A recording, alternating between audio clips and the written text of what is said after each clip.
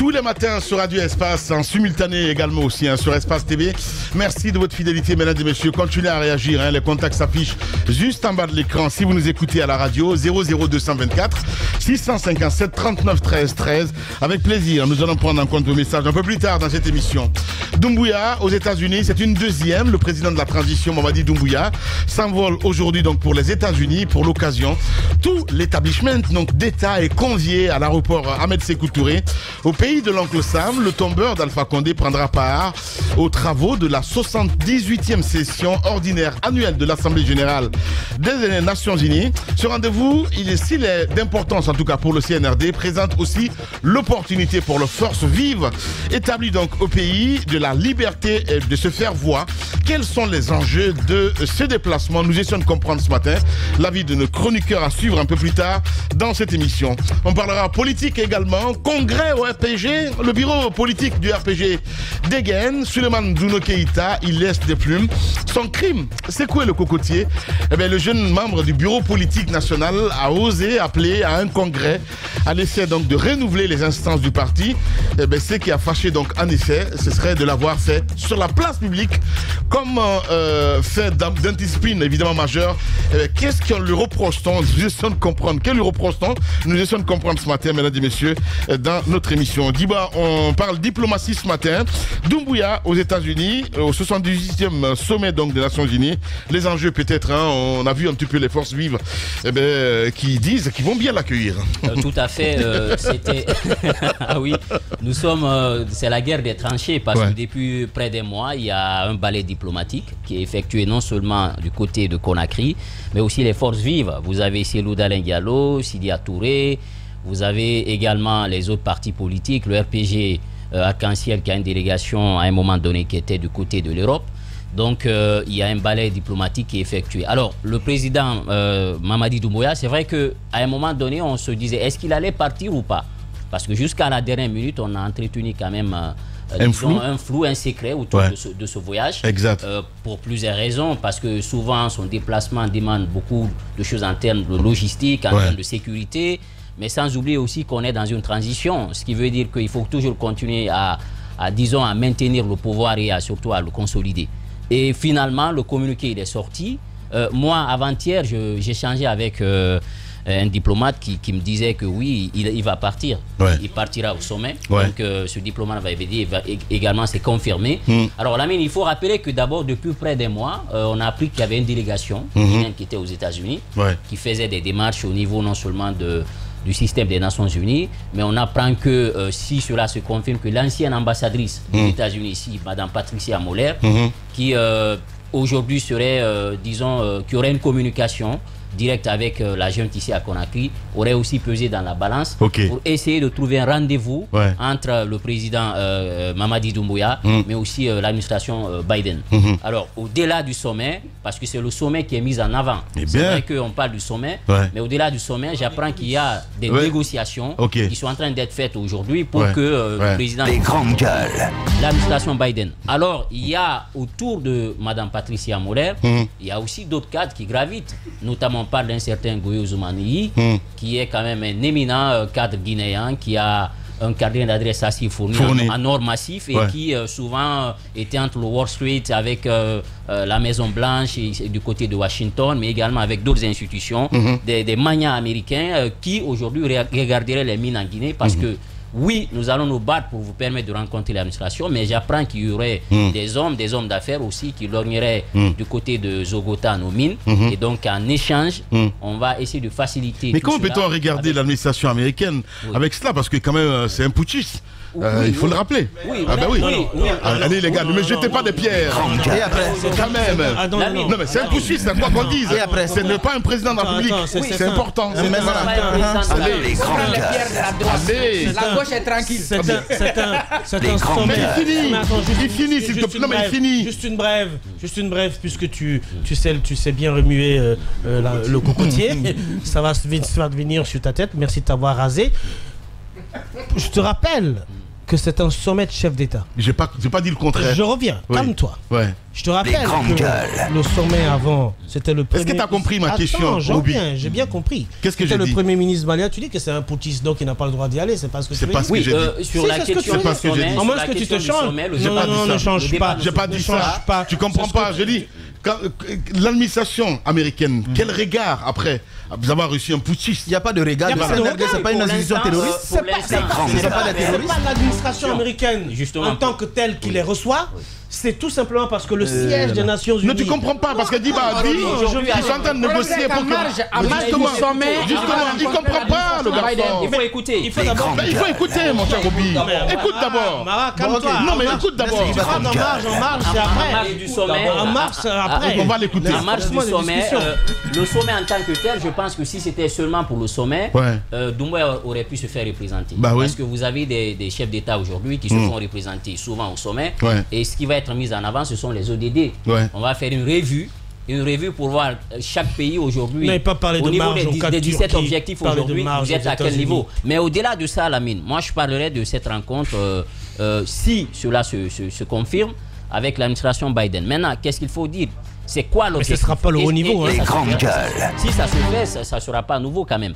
Et aujourd'hui, c'est quoi les implications d'une telle rencontre? Si cela se faisait, c'est que se concrétisait. Beaucoup disent que premièrement, Doumbouya, quoi qu'il en soit, à la différence du Mali, du Burkina Faso et du Niger, c'est quand même avec cette diplomatie que Maurice Sanda a mis en avant, c'est quand même un homme qui est arrivé à attirer beaucoup d'investisseurs, aussi d'institutions internationales sur la Guinée. On pensait qu'à un moment donné, on allait voir le ciel nous tomber sur la tête, mais sauf que il a pu quand même déjouer tous les pronostics.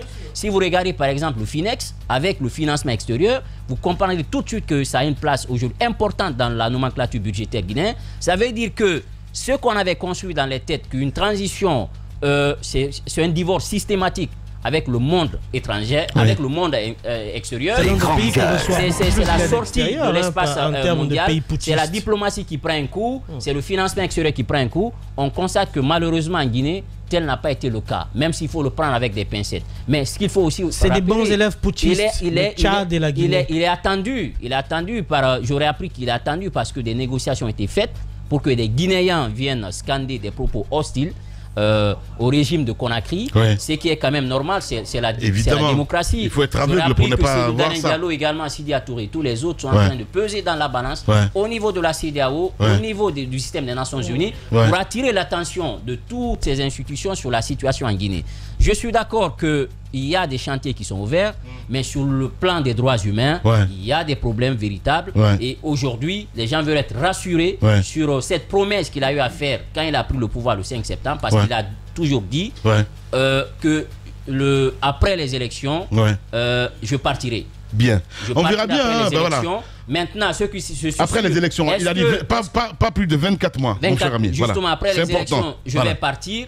Jusque-là, on n'a pas vu une contre-image à ce discours. On n'a pas vu un autre discours sorti pour dire qu'il aurait des velléités de se maintenir au pouvoir. Mais dans les couloirs, les gens sont en train de dire non, toute cette diplomatie, c'est soit rester ou tout simplement trouver des gages pour pouvoir partir et revenir un jour après que le président qui peut-être pourrait prendre le pouvoir puisse partir. Mais ce qu'il faut rappeler, c'est que cette sortie-là va profiter à la jeune parce qu'ils vont redorer le blason. C'est un carnet d'adresses, également des rencontres qui se feront.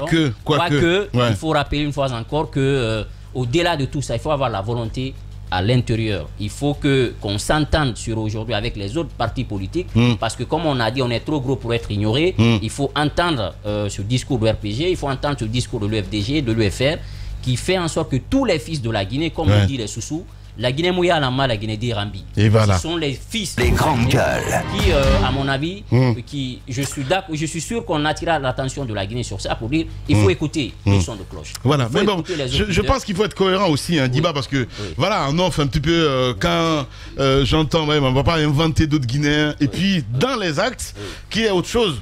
Je pense qu'il y a beaucoup d'incohérences.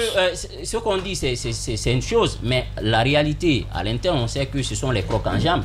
Chacun tire le drap de son côté. Bien. Il y a d'un côté les autres qui pensent à un agenda, les militaires aussi à Conakry se disent attention, si on lâche assez de l'Est sur les choses, eh bien on est en train de s'exposer. Quoi qu'il en soit, le président il va partir finalement, c'est ça l'information principale. Voilà, il est dans l'avion là, à 9h32 normalement. Allez-y, ma grande, voilà, vous avez suivi cette actualité aussi. Oui, le fait de dire que des gens vont manifester de ce côté justement contre la transition, c'est pas, je pense que c'est pas une première.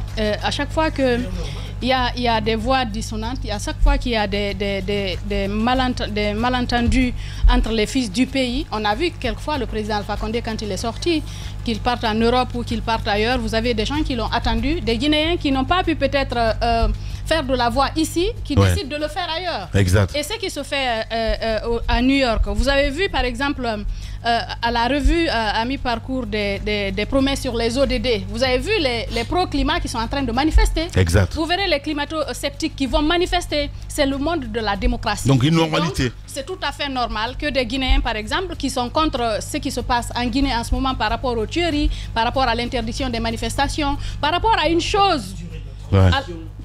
Ça peut être ça, c'est tout à fait normal que ça se passe, c'est démocratique. Et je pense que c'est cette leçon du monde-là qu'on devrait apprendre dans nos différents pays, qu'on ne fasse pas les choses quand ça nous arrange. On prend le côté qui nous arrange, quand ça ne nous arrange pas, on marche sur le peuple. Parce que tout ce qu'on fait, c'est au nom du peuple. Évidemment. Et toutes ces rencontres à l'échelle mondiale, tout ce qui se fait, les grandes gueules, les chefs d'État qui viennent, ils viennent au nom de leur peuple.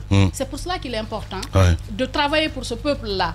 Et je pense que, quoi qu'on dise par rapport à la transition, il y a des notes positives par rapport à la démocratie, par rapport, je veux dire, à la diplomatie, par rapport à l'ouverture de la Guinée sur le monde, par rapport, par exemple, à la prise en charge des besoins des Guinéens à l'international. On a vu, par exemple, tout ce qui s'est passé récemment en Algérie par rapport à des Guinéens, on est parti chercher des Guinéens qui étaient dans les besoins, dans le besoin, des Guinéens qui étaient en détresse, on les a ramenés en Guinée. Ça, c'est une note positive, quoi qu'on dise. Mais peut-être qu'il faut aller, parce que les besoins seront là, de façon... crescendo, ils vont évoluer. Le plus important, c'est de voir l'image de ce pays-là qui pourrait s'améliorer. Il y a quand même eu, par exemple, côté infrastructure, de bonnes choses qui sont faites. Donc, une sorte de... Ce qui pourrait s'aimer le bénéfice du doute pour la transition. Quoi qu'on dise, on n'est pas encore à la fin de la transition. Donc, moi, ça ne m'étonnerait pas que d'autres personnes, des personnalités, pas des moindres, que ce soit les États-Unis, que ce soit du côté de l'Europe, qu'on reçoive les grandes gueules, le président de la transition, qu'on le reçoive peut-être pour donner des conseils, des orientations. Pas des orientations en tant que pays indépendant, parce que nous sommes responsables de notre destin. On devrait savoir ce qui est bien pour nous.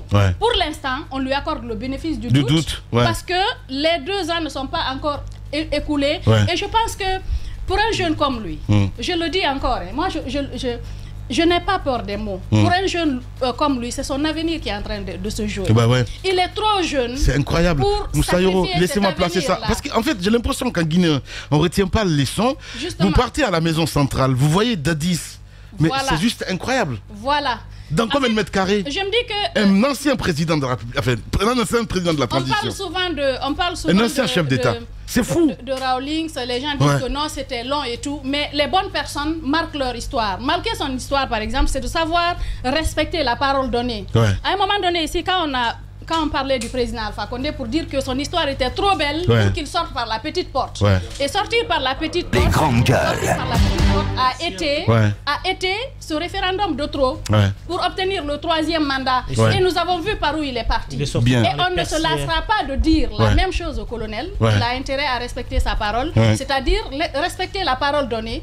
Parce qu'il y a trop de notes positives. La charte. Il y a trop de notes positives pour les salir à la fin. Même si tout n'est pas rose. Évidemment. Parce que nous savons que il y a des Guinéens quand même qui sont tombés pendant cette transition. Le 5 septembre aussi, d'ailleurs, il faut le rappeler. A commencé par le 5 septembre, mais aussi pendant les différentes manifestations qui ont émaillé tout le processus. Justement. Allez-y, Ahmed Camara. Écoutez, je commence d'abord par souhaiter mes condoléances à la famille de Ahmed Kourouma, parce que en ce moment, je n'étais pas là. Exact. Et donc, je souhaite mes condoléances et bon courage à vous aussi, parce que je sais que ça n'a pas été du tout facile pour vous.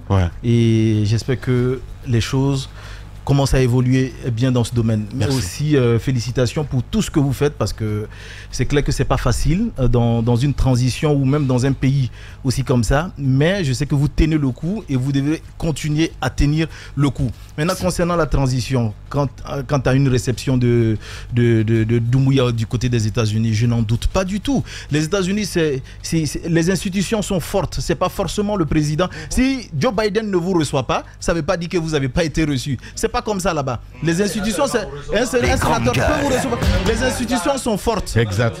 Donc le CNRD, à ce que je sache, n'est pas sur une liste des organisations terroristes. Donc pourquoi on ne recevrait pas Doumbouya pour lui dire voici la position des États-Unis. Donc à ce niveau, je n'en doute pas. Ceux qui veulent manifester. Donc même les terroristes, on peut les recevoir. Non, mais je pose comme Roby, mais qu'est-ce qui t'arrive? Mais non, mais eh ben, dès que le débat est bien, et tu t'en mêles. Ok, mais voilà. Non, je m'auto-tais. Voilà. Je pense que contrairement aux autres putschistes, la Guinée, je pense que est issue de bonnes rails. En ce sens que, vous savez, il y a... C'est mitigé, Ahmed. Hein? Non, oui, c'est mitigé. Voilà. Non, quand je dis... non, ça dépend déjà de la collaboration que vous faites avec la communauté internationale. Aujourd'hui, nous sommes dans une guerre. C'est aussi comme une guerre froide. Les États se font la guerre à travers même les États africains aujourd'hui. Donc, je pense que la Guinée n'est pas tombée dans ce jeu. La Guinée devrait maintenir ce cap.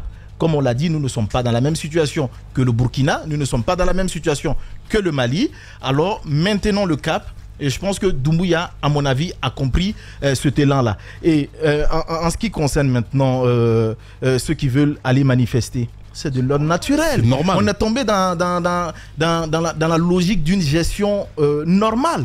C'est qu'il y a des gens qui sont contre, il y a des gens qui sont pour. Alors ceux qui sont pour ont le droit de manifester, mais sauf que ça ne peut plus être comme avant, où on avait lancé des œufs sur des présidents.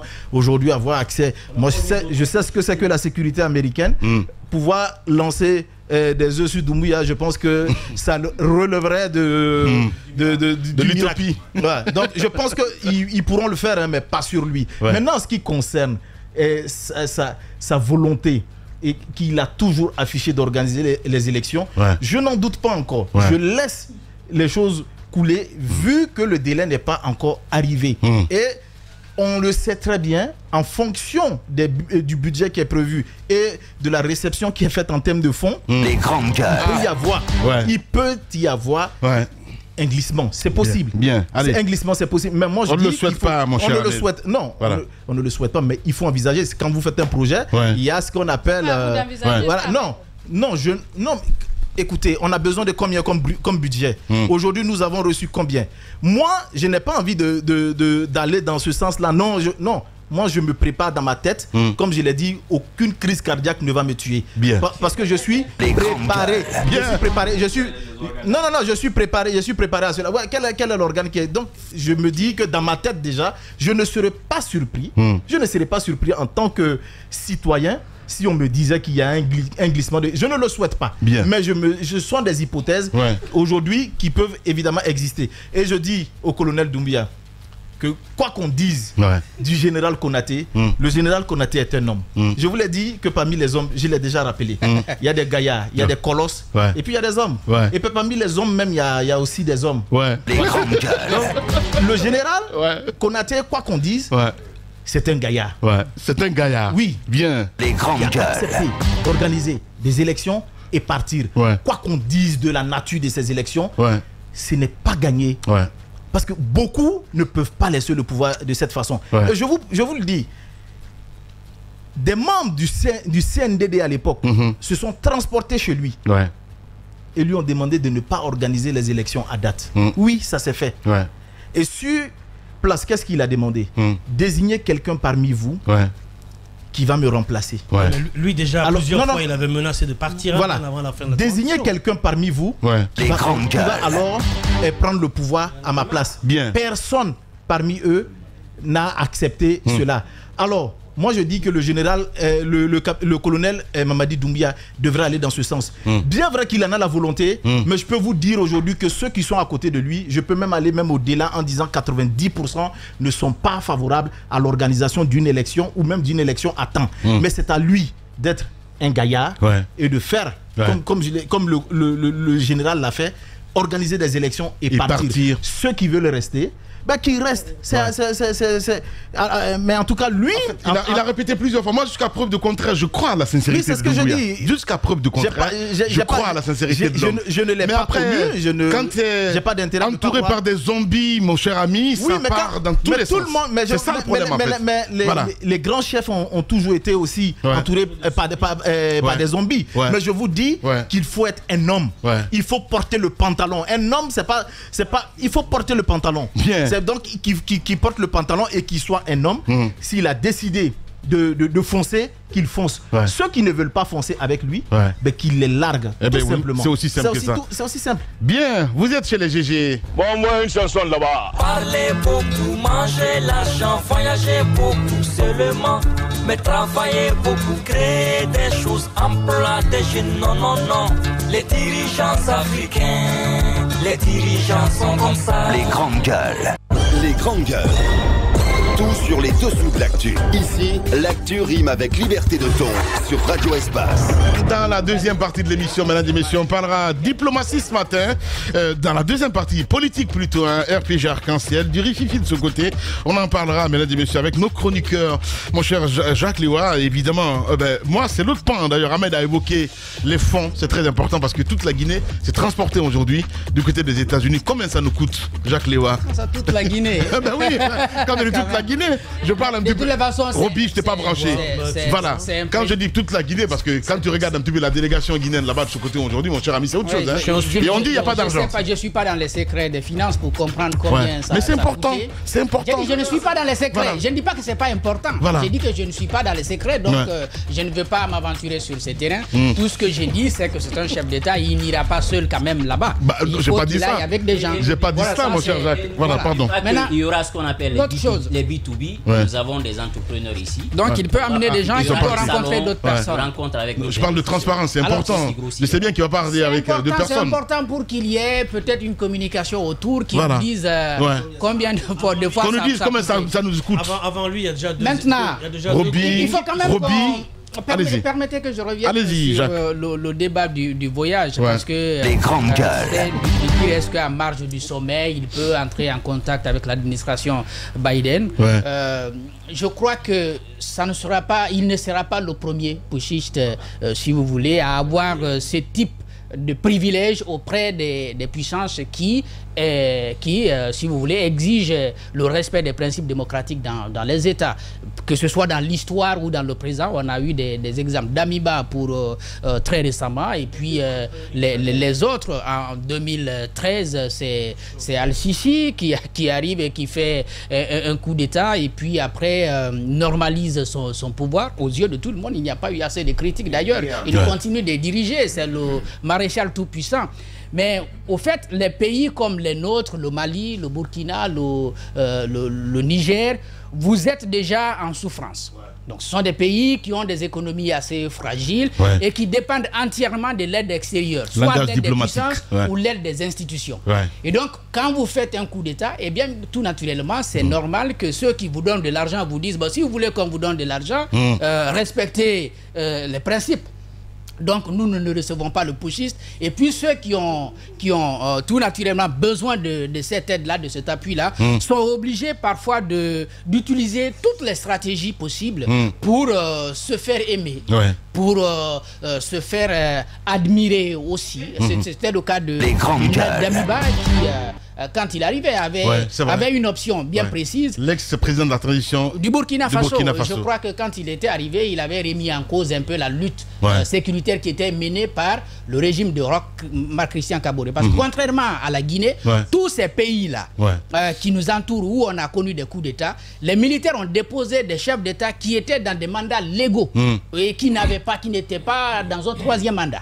Donc c'est des gens qui ont été déposés pour des raisons précises. Donc si vous vous écartez de la mission pour laquelle vous-même vous vous êtes investi président par des armes, tout naturellement, vous pouvez avoir des contestations à l'interne, même si vous êtes aimé à l'extérieur. Ouais. Aujourd'hui, pour tout ce que nous observons avec le colonel Doumbouya, je pense qu'il y a beaucoup de choses qui vont naturellement nous échapper. Parce que si nous n'avons pas la bonne lecture du coup d'État, comment il a été préparé, comment il a été accepté au niveau des chancelleries occidentales, aujourd'hui on va beau voir que le colonel s'entende avec la France et avec les États-Unis, on va tout simplement être étonné parce que nous n'avons pas la bonne lecture de ce qui s'est passé ce jour-là. La question, il y avait le décompte qui avait été lancé ici. Ça ne vous étonne pas que tout cela disparaisse? Je ne crois pas que ce soit dû tout simplement au discours de le fameux chrono.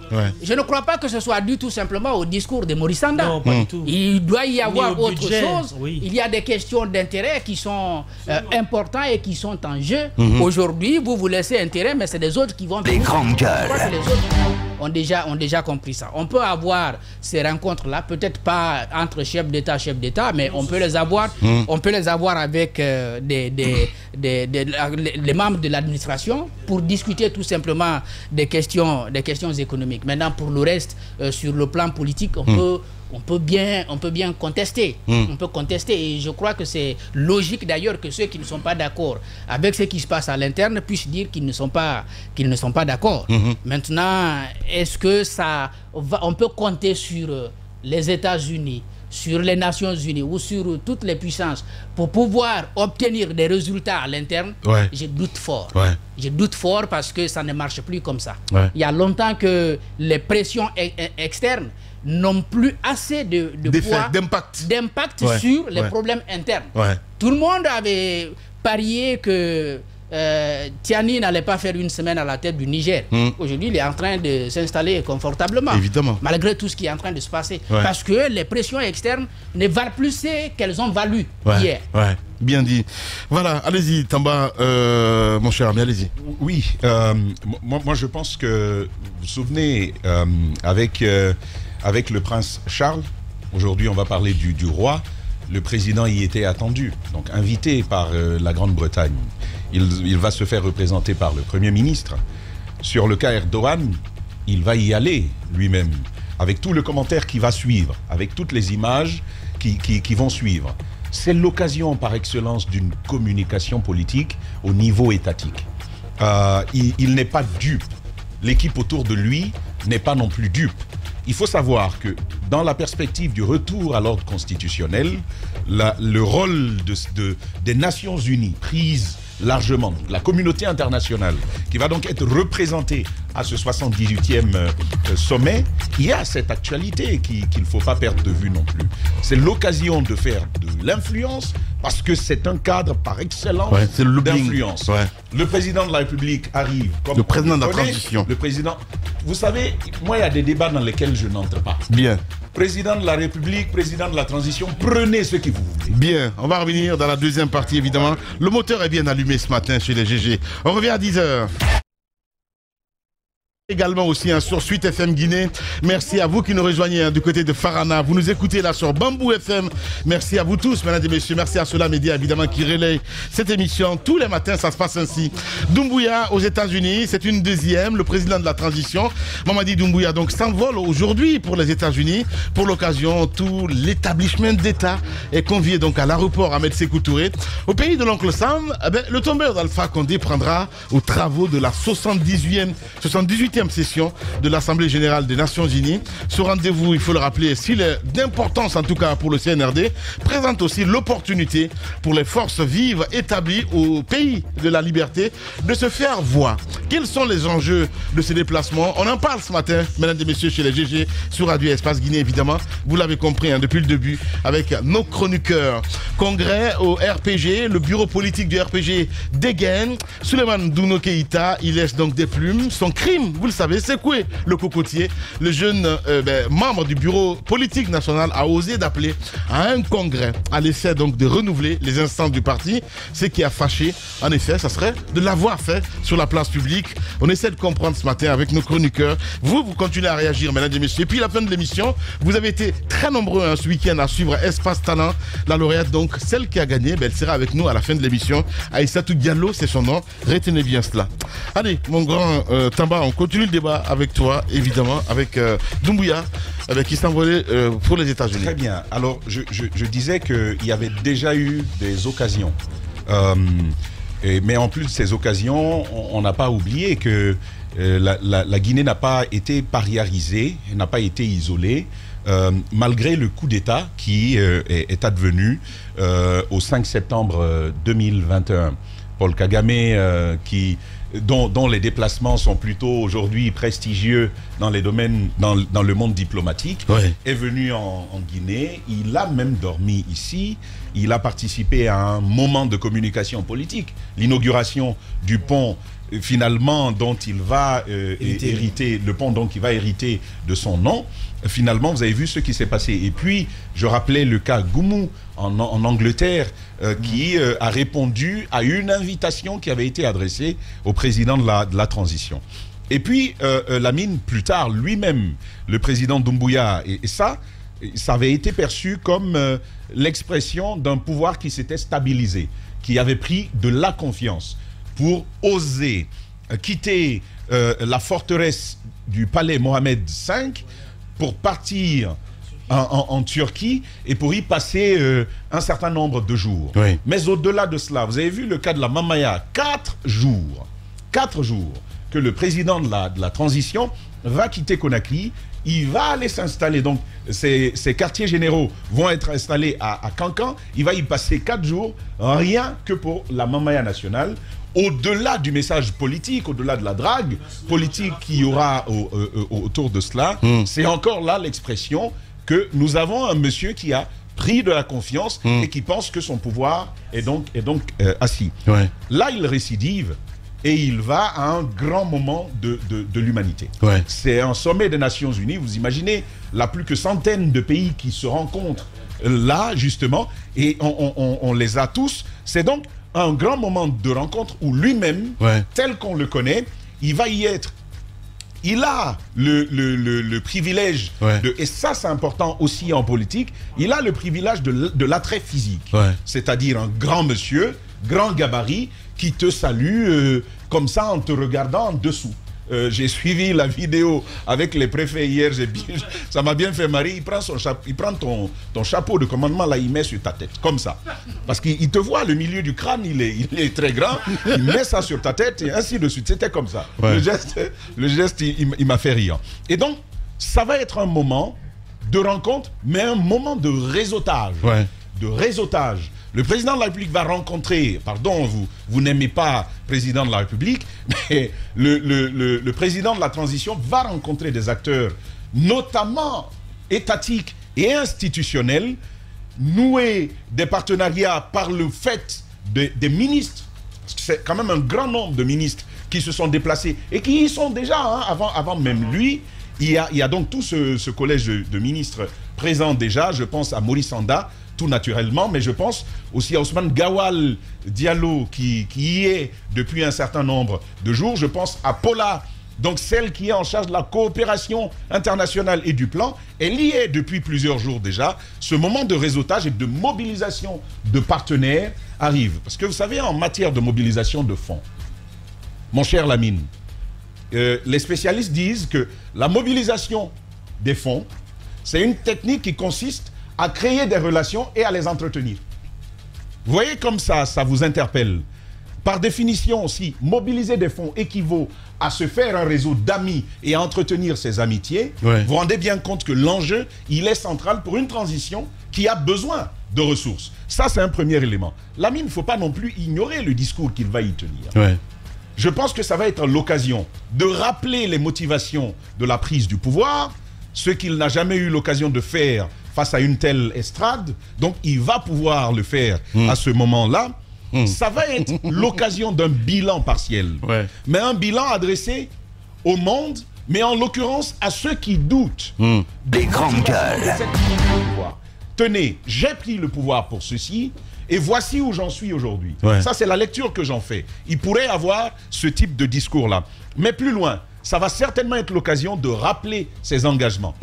Il a dit qu'il ne passerait pas une journée de plus après les 24 mois. Ça, c'est ce qu'il a dit. C'est pourquoi je ne verse pas dans le débat. Il veut se maintenir. Il l'a dit, il l'a répété. Et Ousmane Gawal Diallo a répété ça en Conseil des ministres. Le président semble avoir dit que si la transition devait aller au-delà des 24 mois, il appartiendrait à quelqu'un d'autre de la conduire, mais plus lui. Alors, ce sont ces mots. J'attends de voir ce qu'il en est. Mais je pense que ça va être l'occasion de revenir sur ces engagements-là. Ont-ils changé? Ces engagements ont-ils évolué? Ça, on aura l'occasion de le savoir, je le crois, à la faveur de ce discours qu'il aura. La mine, c'est un moment économique aussi. Il y a un véritable enjeu économique qui entoure ces rencontres-là.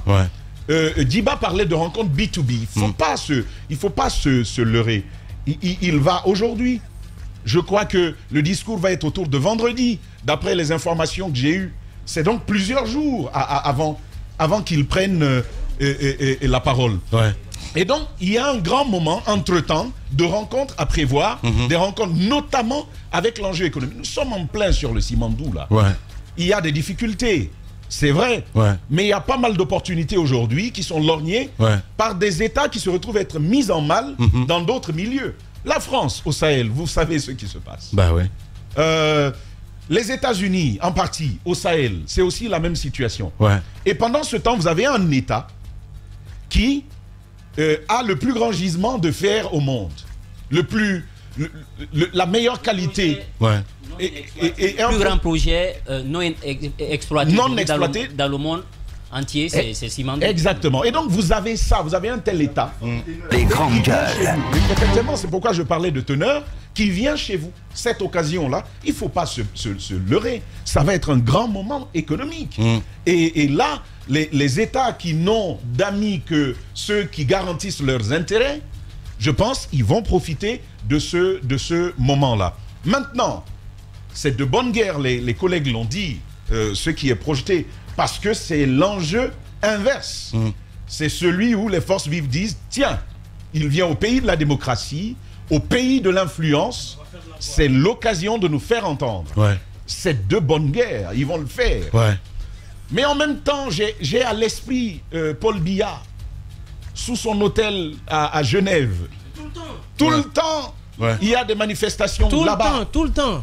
Des grandes gueules. Alpha lui-même, dans les dernières années. Il semblerait qu'il y va 10 fois. Chaque fois qu'il arrive, on l'attend. C'est des manifestations, c'est des mobilisations. J'ai acquis la conviction, après avoir vu tout ça, que les véritables luttes qui portent du fruit sont des luttes internes. Et d'ailleurs, l'histoire nous apprend que pour fragiliser un royaume, pour l'abattre si vous voulez, faites-le à partir de l'intérieur. Lorsque la gangrène part de l'intérieur, ça fragilise, si vous voulez, ça fragilise les supports du système. C'est de la corrosion interne et progressivement, ça s'affaiblit et ça lâche. Un petit coup extérieur porté à votre forteresse, alors, finit par la faire s'écrouler. Et donc, c'est pourquoi je dis, je veux inviter, je ne sais pas si c'est une invite, mais à leur place, j'aurais davantage pris en considération un fait, une transition politique qui plaît autant aux promoteurs de la démocratie, des grandes gueules, qui attire autant les promoteurs de la démocratie. Ça là, c'est pas transition, c'est pas un putsch simple. Jacques a dit que c'est un coup d'état démocratique. J'ai envie de dire que c'est vrai. Bien. C'est pas possible. À la seule différence d'autres États, le colonel Mamadou Doumbouya, lorsqu'il est venu au pouvoir, lorsqu'il a expulsé le professeur Alpha Condé du pouvoir et qu'il est allé le loger en Turquie, je pense que la Guinée n'était pas particulièrement en conflit avec les grosses entreprises qui opèrent chez nous. contrairement au Niger où on demande à certaines entreprises de camp, contrairement au Mali où on a demandé à la force Barkhane de partir, contrairement au Burkina où on a demandé aux forces maliennes. Donc tout ça, ça a été des éléments qui ont créé les tensions entre ces États putschistes et les grands États qui sont représentatifs aux Nations Unies, contrairement aussi à la Guinée qui se la jouait douce.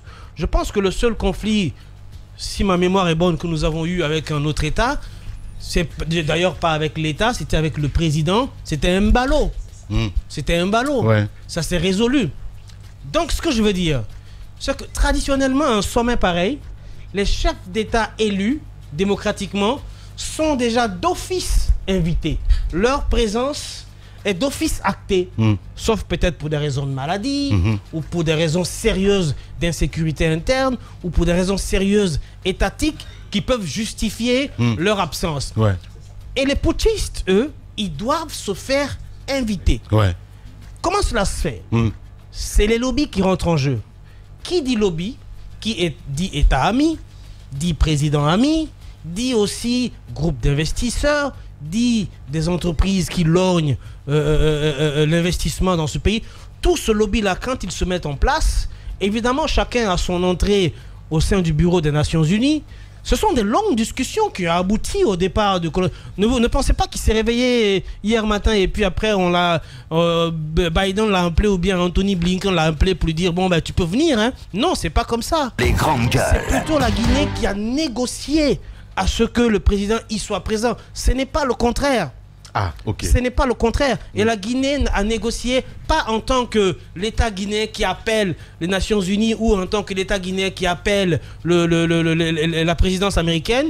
Peut-être le ministre des Affaires étrangères qui rentre en contact avec son homologue américain, qui commence des discussions sur un certain nombre de critères ou un certain nombre de valeurs qui prévalent à la présence du colonel Doumbouya. Il y a les entreprises qui rentrent en jeu, qui aussi parfois, disons-le clairement, mettre la main au porte-monnaie pour pouvoir permettre au colonel Doumbouya ou au président putschiste d'être accepté à ce sommet-là. Donc, entre guillemets, si nous voyons clair entre les lignes, je peux appeler ça comme une invitation achetée. Ok. Vous comprenez? Achetée. Oui. Okay. Entre guillemets, je dis. C'est quand même pas... Ça s'est pas fait comme ça. Pas fait... Attends, ils l'ont pas invité parce qu'il s'appelle Doumbouya. Non, c'est pas comme ça. J'essaie de comprendre, mon cher. Tu es d'accord avec moi? Voilà, c'est la pédagogie. Oui, mais c'est très important. Non, attention. Il essaie de comprendre. C'est la Guinée qu'on invite, d'accord. Il ne faut pas qu'on confonde. Mais attendez, permettez-moi. Les Nations Unies. Je peux finir. C'est pas Doumbouya. Je peux finir. Et on n'a pas besoin d'attention. On ne mendie pas ça. Non, laissons tomber. Non, laissons tomber. Arrêtez ce que vous dites. Non, c'est trop facile. On n'a pas à mendier. Non, c'est vraiment trop facile. C'est vraiment non, c'est vraiment trop facile. Je ne parle pas. Les États-Unis, c'est pas les Américains. Mais non, vous défendez Mordicus. Une idée qui vous appartient, je tiens au mien. C'est pas un sommet américain. Mara, je sais que il finit. Les gars, vous pensez que c'est... Oui, mais il se perd. Allez, non. Vas-y. Mais il se perd là. Vas-y. C'est ce que tu as... Non, pas du tout. Et je continue d'ailleurs. Et Lamine, si tu m'écoutes, c'est le plus important. La Guinée est membre Maral, diplomate, va nous expliquer après c'est quoi le mécanisme. La Guinée prend part aux Nations Unies. Ce que je veux Première dire, chose. Permets-moi, c'est la Guinée qui a invité. Et si la Guinée n'est pas sous sanction des Nations Unies... compréhension, mon cher ami. Oui, mais après, bon... C'est la Guinée qui a invité. C'est la Guinée qui a invité. La Guinée est invitée, ou avant, la Guinée est invitée en tant que pays normal, pays dans un régime normal. Il ne faut pas l'oublier. Ça, il ne faut pas l'oublier. Et le Mali, et le Burkina. Qui représente le Mali? Mais ils ont toujours été. Qui représente? Ils ont toujours été. Mais à moindre niveau. Comment ça, à moindre niveau? C'est parce qu'ils ne veulent pas. Poutine, par exemple, ne sera pas là-bas. Poutine ne sera pas là-bas, mais il sera représenté. C'est les États et les nations du monde. Je ne sais pas. Je ne sais pas si vous m'écoutez très bien. Vous ne m'écoutez pas parce que tous les matins vous avez envie de tomber sur moi, mais vous oubliez que vous êtes des œufs, vous tombez sur une pierre. Ce que je veux dire, et malheureusement vous vous cassez, je sais même pas comment vous faites pour vous régénérer tout le temps. Ce que je veux dire. Ruby s'est cassé les gueules. Oui, sur Radio Espace, vous nous regardez également aussi à la télévision. Merci de votre fidélité. Voilà, Mohamed Mara, on poursuit le débat évidemment avec vous, avec ce déplacement donc du président Doumbouya. Ruby reviendra un peu plus tard parce qu'il a une autre compréhension. J'ai même envie de vous redire bonjour. Ouais. Tellement j'ai attendu. Voilà. Alors, ce n'était pas mon propos à l'origine, mais puisque j'ai entendu certaines choses quand même, je pense que nous devons revenir là-dessus. Il faut comprendre que les invitations aux Assemblées générales des Nations Unies, quelle que soit la session, ces invitations-là sont fixées dans le marbre. Les dates, les délais sont connus d'avance. Donc la Guinée n'a pas négocié. Hein? Et ce sont les États. Bien. J'explique le principe. Ce sont les États qui sont invités. Les représentants de ces États-là viennent. À moins que l'un de ces représentants ou ces représentants-là ne soit personnellement visé par des interdictions, par exemple, de voyager, pour notamment des questions genre de crimes contre l'humanité, ainsi de suite, tant que ces personnalités-là peuvent traverser les espaces aériens et y arriver, il n'y a aucun problème. Et n'oubliez pas, vous êtes en train de parler de personnalités-là qui disposent de passeports diplomatiques. 1. Deuxièmement, je vais vous donner des exemples dans l'histoire. Hugo Chavez. Monsieur Castro, qui pouvait parfois venir, alors qu'il disposait de 5 minutes, qui pouvait tenir 2 heures de discours. Monsieur Hugo Chavez, qui d'ailleurs étaient tous en rupture diplomatique. L'ennemi juré des États-Unis. J'arrive, qui était d'ailleurs la particularité de ces 3 États, c'est qu'ils étaient tous les 3 en rupture diplomatique avec les États-Unis. Mais c'est le principe lorsque vous accueillez les Nations Unies. La Suisse, le siège, parce que souvent on l'oublie, le vrai siège des Nations Unies, c'est du côté de la Suisse. C'est pareil, vous y allez. Vous venez de donner l'exemple du président camerounais. Vous avez dû voir d'ailleurs sa propre villa, qui est à quelques encablures de la Cité des Nations. Il n'est même pas loin, en plein Genève. C'est comme ça, mais c'est le principe. En Afrique, je pense que la question plutôt qu'on devrait se poser, c'est le fait que des putschistes reconnus comme tels bénéficient, si vous voulez, de la clémence des grands pays et des institutions internationales aujourd'hui. Cela, dans un certain... pendant que d'autres sont considérés comme des parias, je pense que c'est plutôt cette question-là qui devrait retenir notre attention. Certains sont traités avec beaucoup d'égards. Je dirais même avec mansuétude. Et vous pensez que c'est gratuit? S'il te plaît. Pendant que tu as parlé, tu as parlé quand la parole. Jamais. Non, c'est gratuit. Fois. On parle de, tu sais, parmi les gens qui nous écoutent, il y a des gens beaucoup plus intelligents. Il y a des experts de ces questions, mais aussi on a des jeunes gens qui apprennent à travers ces émissions. Voilà. Donc c'est bon parfois d'être un peu pédagogue. Je sais que tu comprends le mécanisme. Tu vas vite, nous on te comprend, mais pas forcément tous ceux qui nous écoutent. Alors, lorsque tu prends, moi j'ai été ahuri. Il y a notre sœur Makale Souma, elle est témoin de cela. Aux Nations Unies du côté de Genève, j'ai été ahuri lors d'une session comme ça sur les droits humains. J'ai vu la délégation, imaginez de quel pays? Birmanie. J'ai suivi leur discours, j'étais dans la salle. Birmanie. Pendant qu'ils séquestraient l'opposante la plus... prix Nobel de la paix et tout. Ouais. J'étais dans la salle, mais j'étais noir de colère. Ouais. Mais quand vous voyez les sessions, comment ça se passe aux Nations Unies, vous vous dites finalement, mais c'est une kermesse. Parce que c'est vraiment ça la diplomatie en réalité. Les grandes gueules. On ne vous interdira pas de venir. Vous viendrez défendre votre pays. Okay. Vous viendrez vous expliquer. Les Nations Unies, c'est comme cela. Ça n'a rien à voir avec les relations bilatérales habituelles que l'on connaît. Ouais. Maintenant, pourquoi Mamadi et peut-être certains vont bénéficier parfois d'attention et pas d'autres? Je vous rappelle que l'État islamique d'Égypte est dirigé par un homme qui a d'abord fait un coup d'État contre le président Morsi, démocratiquement élu, mais que cet homme-là est reçu avec sous des lambris dorés partout dans le monde. Mais Obama termine son mandat. Je viens. Attends, Obama il termine son mandat. Lorsque la question des choix des dernières destinations se pose en Afrique, quel pays ont choisi? Chez lui, en Égypte. Le même pays. Je vous donne juste quelques exemples comme ça. Même le Mali dont vous parlez, le Mali n'a jamais été alors que tout le monde sait qu'il est en conflit ouvert avec la France, avec certains grands pays. Le Mali n'a jamais été privé d'aller parler au niveau de l'Assemblée générale. Encore une fois, il n'a jamais été question de privation de la présence d'une délégation. Est-ce que je peux terminer mon propos?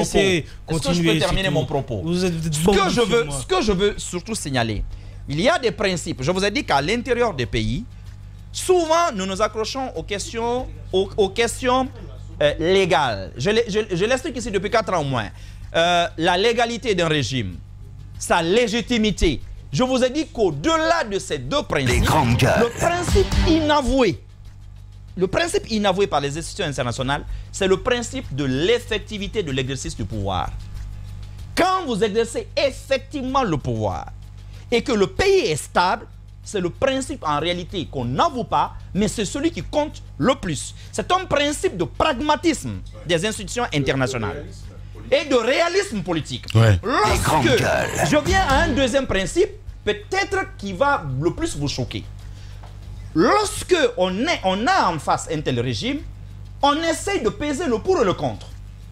Aller à l'affrontement avec ce régime, qu'est-ce que cela est censé apporter? Vous êtes en train quand même de parler du Mali en ébullition, du Niger, du Burkina Faso, qui encore, du Grand Sahel. Et parmi tous ces États, vous avez quand même un îlot de paix à la frontière comme la Guinée. Ils réfléchissent, ils se disent c'est quoi? Est-ce qu'il y a plus à gagner avec la Guinée ou plus à perdre avec ce régime? C'est d'abord ça. Il y a un autre principe. Nous aimons parler d'alternance, mais je l'appellerai le principe d'absence d'alternative. Les grands pays accourent souvent. Lorsque ceux qui prennent le pouvoir en face d'eux, ils se disent peut-être que ceux qui sont en face ne sont pas une alternative crédible. Les grandes gueules. Et là, par contre, c'est ce qui devrait nous inquiéter dans nos États. Bien. En ce moment où il y a des coups d'État à la main. Donc le partenaire par défaut. Justement, le partenaire par défaut, c'est ce qui devrait nous effrayer le plus. Parce que si le but, dans un premier temps, devrait être, oui, parce qu'au moins la Guinée est stable, au moins la lutte contre le terrorisme, un État fort, au moins il peut être une digue contre le terrorisme, là encore ça va. Mais si, je ne suis pas dans leur calcul, mais si le calcul en réalité, au fond, est la deuxième alternative, c'est-à-dire qu'il n'y a pas d'alternative crédible, là, ça pourrait aller beaucoup plus loin. Dans ce cas, il y a eu d'autres pays. Le Nigeria l'a connu. Le président Buhari, que tout le monde a applaudi, qui est parti récemment, en 83, il a pris le pays. En 2 ans, l'a mis. Mais ce que vous appelez droits humains n'existait pas au Nigeria. C'était un pouvoir extrêmement violent. On l'a laissé, il est parti, il est revenu 30 ans après au pouvoir. D'accord? Jerry John Rawlings, que nous citons tous en exemple, c'était un pouvoir de fer. Mais ils l'observent, ils se disent qu'au moment où ça se passe, il n'y a pas d'alternative crédible. On les a laissés jusqu'au moment où, à l'ère des démocraties, on a senti le Ghana prêt. Après, on a transféré le pouvoir. Donc, ce deuxième principe-là devrait nous inquiéter. Et le troisième, peut-être, qui devrait nous inquiéter encore plus, c'est le business. Vous avez bien fait de rappeler le Sibandou. Vous avez bien fait de rappeler le potentiel de la Guinée, le potentiel énorme que la Guinée offre en ce moment. On est sorti de ce monde bilatéral où la Russie, même si on est en train de vouloir le reconstruire, même si parfois les jeunes ne semblent pas le comprendre, mais écoutez, les États-Unis feront business avec le pays qui s'ouvre à eux, tout comme la Russie. C'est comme cela le principe. Aujourd'hui, il y a du business. Et j'irai peut-être, pour terminer là-dessus, même pousser le bouchon loin. Moi, j'observe plutôt ce qui va se passer entre le président Doumbouya et les institutions américaines en marche de l'Assemblée générale. De la manière dont il sera traité, écouté, reçu et entendu, je pourrais présager ou je pourrais accorder de l'onction à ceux qui pensaient peut-être que le coup d'État était effectivement parrainé par les États-Unis et la France. Mais pour le moment, on n'y est pas. Il faut d'abord observer la vie. Mohamed Mara. Voilà, oui, il l'a dit. Les États sont liés par les intérêts. À l'époque, lorsqu'il y avait eu le problème du départ du professeur Alpha Condé en Turquie, ou de son retour lorsqu'on s'était fâché, on a demandé à ce qu'on le ramène manu militari. J'avais dit ici que Alpha Condé dans la balance, les investissements turcs, rien que Al-Barak, dans la balance, le gars, quand on le met, il va sauter, c'est dans les stratosphères que vous allez le retrouver, quoi. C'est-à-dire que vous ne verrez même pas où il est parti, Alpha. C'est comme ça que ça se passe. Les États, ce sont les intérêts. Le sommet des Nations Unies en tant que tel, les États sont invités, j'ai commencé par le dire, tous les États membres sont invités à être représentés. C'est le niveau de représentativité, moi, qui me pose question. Deuxième question, ce sont, bien évidemment, à la question qu'il revient, qu'il a posée dernièrement, c'est qu'il ne va pas aller seulement s'arrêter à la tribune et tenir son discours. Il y aura des rencontres dans les couloirs. Ce n'est pas que des rencontres politiques. Il y aura des rencontres de business. Il y aura des personnes très influentes aux États-Unis qu'il va falloir rencontrer. Non, moi je suis sorti de la kermesse. La kermesse, c'est dans la salle. C'est-à-dire le sérieux commence lorsque les gens sortent de la salle. Dans les salons privés, dans les hôtels. Non, j'en viens. Je veux rencontrer tel. Je veux rencontrer tel patron. Je veux rencontrer Bill Gates. Je veux rencontrer... Attends, je finis. Je veux rencontrer Elon Musk, etc. Ouais. Pensez que c'est gratuit? C'est pas gratuit. Pour un pays comme la Guinée, pour un pays qui n'est pas, entre guillemets, démocratique parce qu'il y a un putsch, il n'y a pas d'élection, il ne va pas pouvoir rencontrer Joe Biden. Par contre, d'autres présidents normaux, s'ils le veulent ou si les négociations se passent très bien, ont le droit de le rencontrer parce qu'ils sont présidents élus.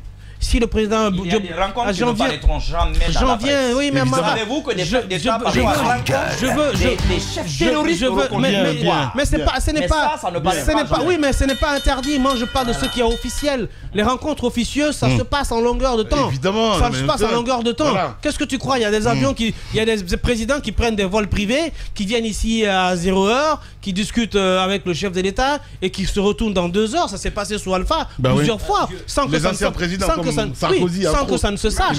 Même maintenant, sans que ça ne se sache.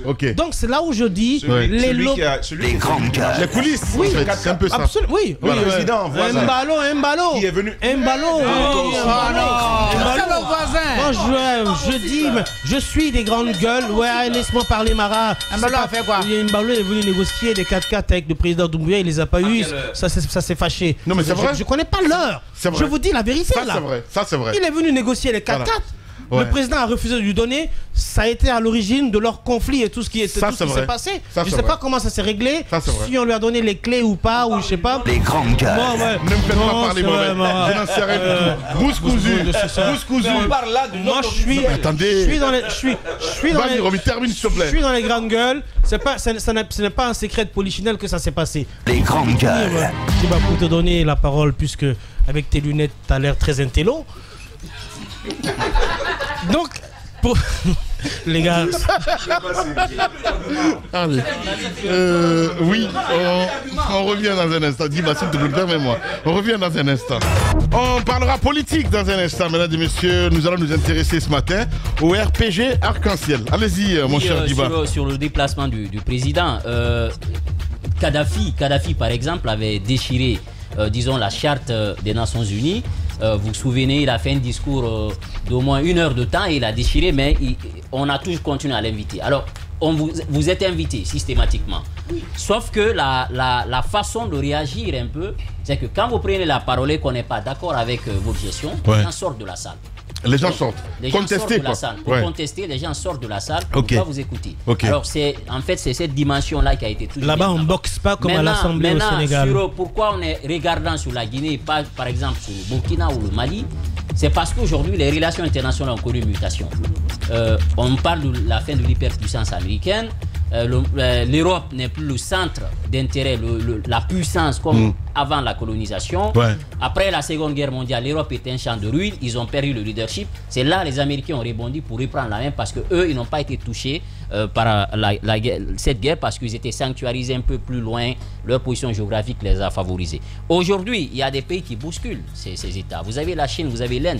Vous avez même tout récemment l'élargissement des BRICS. L'Égypte, par exemple, qui va rejoindre, le monde arabe qui rejoint.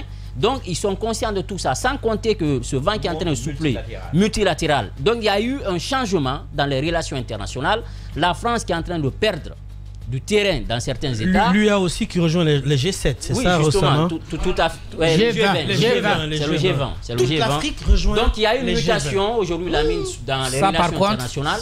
Donc ils sont conscients de ça. Ils sont conscients de ça. Donc mieux vaut avoir aujourd'hui des alliés que de perdre des personnes. Donc par exemple, pourquoi aujourd'hui on est en train d'appeler le président au Gabon le putschiste? On ne l'appelle pas le putschiste, on dit le président intérimaire. C'est parce que tout simplement, c'est la tête qui a changé, mais on est dans la continuité parce qu'on a des intérêts avec la France, on a des intérêts... Mais le Tchadien a été investi. Juridique. Oui. Là, LG, il y a un problème juridique quand même qu'il fallait quand même soulever du côté du Gabon. C'est qu'il n'y avait pas de mandat en cours. C'est ça. Okay. Le cas du Gabon est très singulier.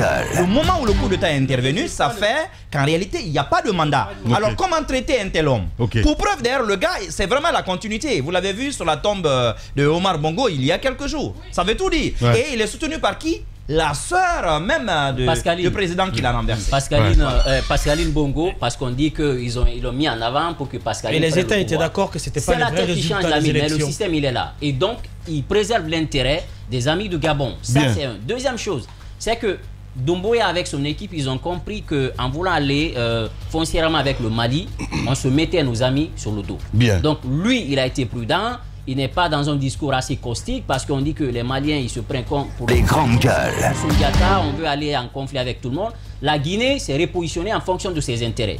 Et donc aujourd'hui, c'est une question à double détente. On est moins regardant sur un pays avec lequel on a des intérêts et on est plus dur avec un pays aujourd'hui qui nous échappe, avec qui on n'a pas d'intérêt. C'est ce qui se passe. Le traitement qu'on réserve au Mali et le traitement qu'on peut donc ça veut dire que tu rejoins Roby un petit peu. Je peux résumer ça en une seule phrase. Je peux résumer ce qu'il a dit en une seule phrase, puisqu'il rappelle Sundiata. En fait, Sundiata a arraché le baobab au Mali. Il est venu le planter devant la case de sa maman en Guinée. Finalement, qui est en train de bénéficier des fruits du baobab. Bien. Allez-y, Tamba. Alors, je veux simplement dire que, effectivement, Diba, des gens, ils peuvent sortir, mais vous savez, ces communications sont très, très médiatisées.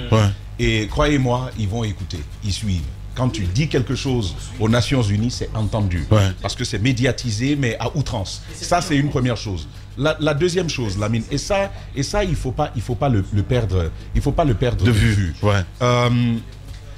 Vous connaissez une chaloupe de sauvetage. Vous êtes dans un navire, et puis il y a un naufrage. Et ben voilà, ça y est. Oui, vous êtes dans un navire et il y a un naufrage. Vous êtes à bord. Et puis là, il y a une chaloupe de sauvetage, c'est la petite embarcation ou carrément une sorte de gilet que vous allez avoir. C'est à ça que vous allez vous accrocher. Parce qu'on parlait de monde à plusieurs pôles, on sort du monde bipolaire avec le monde occidental et puis les pays socialistes, on sort de cela, on se retrouve dans un monde multipolaire. Aujourd'hui, avec les BRICS qui émergent, on est dans un monde, comme on dit là-bas, apolaire. Il n'y a pas d'orientation particulière de partage du pouvoir. Chacun est influent à sa manière. Et à l'intérieur, si avant les pôles étaient déterminés par la force des armées, aujourd'hui l'économie reprend le dessus sur tout. C'est ce qu'on appelle le soft power aujourd'hui. Donc si tu as au-delà de la force militaire, parce que c'était ça avant, mais si tu n'as que ça, il y a un problème sur les ressources naturelles aujourd'hui.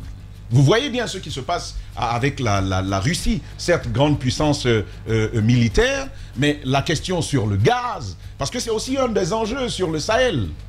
Alors, vous avez un État, il faut le dire comme la France, qui se voit mise dehors un peu partout.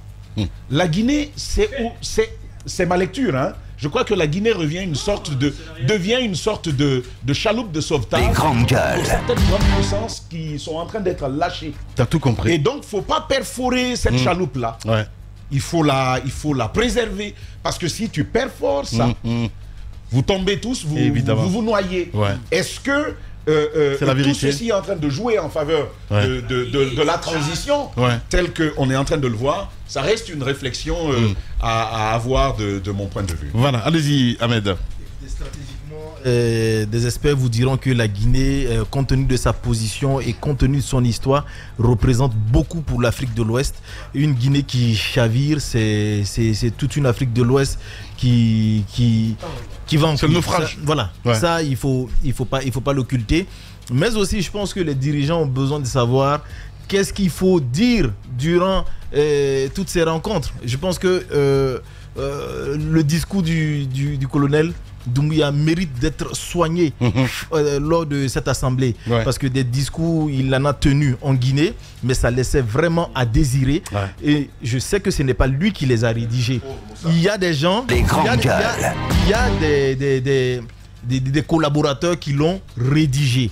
Alors je souhaite que le passage du colonel à la tribune des Nations Unies soit vraiment une référence, qu'on ne nous donne pas un discours franchement qui va nous décevoir à la fin, parce qu'on compte beaucoup sur sa présence là-bas, afin de repositionner, comme on a toujours dit ces derniers temps, la Guinée sur le plateau international.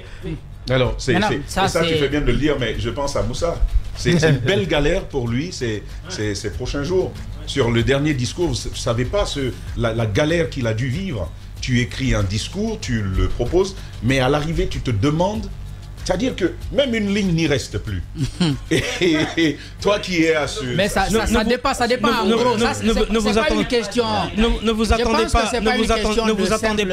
vous attendez pas non plus qu'au cours du discours, très rapidement, Jacques, si tu permets. Oui, je vais faire vite. Excuse-moi, je vais prendre une moto GPS. Alors, ce que je veux dire, c'est que ne vous attendez pas à ce qu'un calendrier d'une transition y soit décliné. Je pense que nous resterons dans le formalisme des discours diplomatiques, dans le sens à séduire un peu l'opinion, mais les vrais enjeux, comme je le disais, vont se passer lorsqu'on va fermer la porte de cette salle-là. Parce que la salle-là, comme disait Mara, c'est vraiment une salle de récréation. Oui, mais après, quand même, c'est le moment de donner les grandes orientations. Si vous avez des choix clairs à faire par rapport à l'actualité du moment, vous êtes obligé de vous prononcer. Quand les Maliens viennent pour dire, bon, nous sommes abandonnés par la France, ils sont allés pour il y a des messages qu'on envoie. Les Maliens sont allés régler des comptes. Meno Robi, arrête, s'il te plaît. Pas du tout. Comment ça régler des comptes? Le discours du... Comment ça régler des comptes? C'est pas un règlement de compte. Régler les comptes. Il s'adressait plus à la France, là-bas, qu'aux autres nations. Mais c'est le moment. Voilà. C'est le moment. Donc il réglait ses comptes avec les Français. C'est le moment et le lieu. Avec vous. Non. C'est le moment. C'est là-bas, au fait. On adresse des messages à ces puissances-là, parce que vous n'avez pas un autre espace et un autre moment pour pouvoir le faire. Une chose que je voulais dire, je pense qu'aujourd'hui, il y a des choix qui sont faits, que nous percevons par le colonel Doumbouya. C'est de dire, je vais avec tout le monde. En tout cas, celui qui veut être avec moi, je suis avec lui. Je suis avec la France, je suis avec les États-Unis, mais je suis également avec les adversaires sur le plan économique de ces puissances. C'est la Chine, c'est la Russie. Je m'attends par exemple à une certaine réaffirmation d'une telle position. Et je crois que ce discours, il n'est pas nouveau pour la Guinée. Ce que Mohamed Mara révélait tout à l'heure, peut-être que c'est vraiment un test quelque part, à savoir un petit peu quels sont les pays qui sont les parrains de cette transition guinéenne. Ça, c'est l'autre grosse question qu'il faut se poser. Oui, c'est une question qui reste posée. Peut-être que... Mais c'est la vérité. C'est pas à travers le discours qu'on saura. C'est peut-être à travers ce qu'on aura en termes d'action. On peut avoir été parrainé et puis être d'accord avec celui qui nous a parrainé. On peut ne pas non plus être parrainé. Ne pas avoir été parrainé et puis trouver des alliés. Tout est possible. Donc ça, on nous apprend même que Air France a visé, je veux dire, quelques clients. Non, mais c'est important. Pourquoi Alpha Condé n'est pas retourné en France? Parce que tout simplement, c'est une personne non grata, mon cher ami. Il fait une bonne transition là-dessus. Alors qu'il a été français. Parce que j'ai envie de dire qu'il est français. Il est français. Il est français. Il n'y est pas allé. Et d'ailleurs, il traite la France aujourd'hui comme étant son pire ennemi. Évidemment. Ça devrait vous donner à réfléchir. Mais il l'a dit, il l'a pas caché. La France que j'entendais au Mali, ce n'est pas la même France en Guinée, Ouais. et ce, dès les premières heures d'ailleurs de coup d'État. Donc, Je disais donc par rapport à ce que je viens d'expliquer, le fait de dire je suis avec tout le monde, ce discours, il n'est pas nouveau. Je crois que depuis la guerre froide, c'était la position de la Guinée. Soit je ne choisis personne, ou alors si je décide de choisir pour des intérêts économiques, je collabore avec tout le monde, sauf celui qui ne veut pas. Voilà, vous êtes sur Radio Espace. Merci à vous qui nous rejoignez, mesdames et messieurs. On reviendra à 10h. La télé a décroché, évidemment. C'est ça aussi, hein. J'adore ça. C'est ça aussi. Eh bien, l'heure. On revient à 11h. Radio